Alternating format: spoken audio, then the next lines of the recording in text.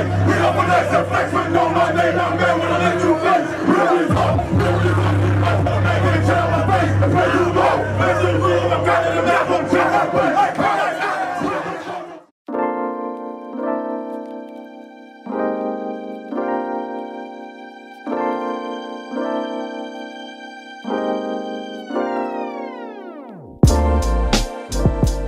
Hey, I'm Domba. I'm a part of Savour The Rations. I've currently worked with Raj Mahal, Kwame, Jabrilla. I am a aspiring music producer. I work part-time, but basically every time I work, I try to fund my music as much as possible. So I would say I'm a music full-time. I have always been a huge fan of music ever since I was a youngin'. My dad also taught me like the rhythms of like the Indian drum called the dholak.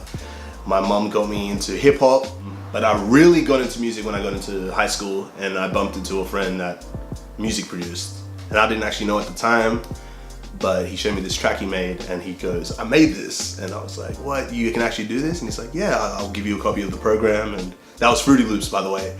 And yeah, I've been hooked ever since. I feel like I've never been a really vocal person about, you know, my emotions and what I feel, and I feel like there's some things I can't actually express through words, and I think music has always been my vent. Like, I could explain how I'm feeling through a sound, and I could show you my mind state so much more clearer than I can with my words. It's like, I can't explain what I'm feeling, but I could show you, and that's what I love about music. It was I would say it was a very almost rocky road, just because it was all about finding myself.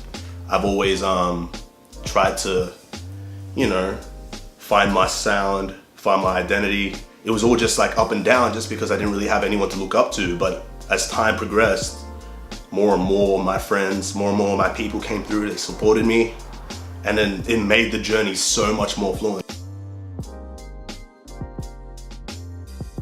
It's crazy. At the beginning, when I first started producing, it was all about finding my sound. And now I almost find it insulting when someone's like, "You sound like your previous track. You sound like this." And I'm just like, I don't want to do that. I constantly want to grow, you know? And finding a sound almost boxes me into a set thing. And that scares me to a certain degree. So when someone says, "You sound like this, you sound like, oh, this is a typical Domba sound," I'm like, nah, I'm trying to break that. I'm trying to break my prior self. You know? Yeah, honestly.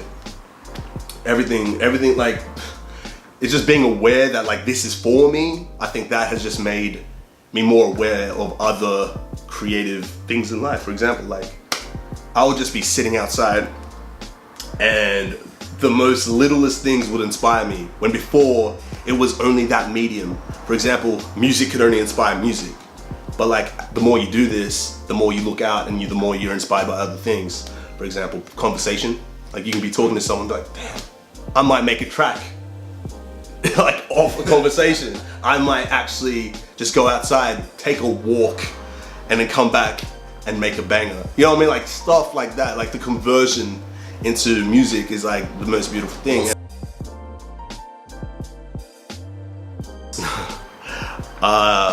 Raj's single, What You Need. We literally left the house. He never he never drank coffee before. So I got him this strongest coffee on the market, triple shot of like coffee in it. And he said he was shaking. He actually couldn't like feel his legs or something. And then we came here and he's like, "All right, I'm ready." And he just started screaming. He started screaming on the mic, and then we dropped What You Need, which is to this day the most experimental, craziest thing. And his own auntie was just like, "Yo, I thought you were a rapper. Like, you're not even a rapper anymore." So we got so inspired by the energy coffee gave us, we just straight up turned into rock stars. He's saying he got what you need, but he don't know what he is.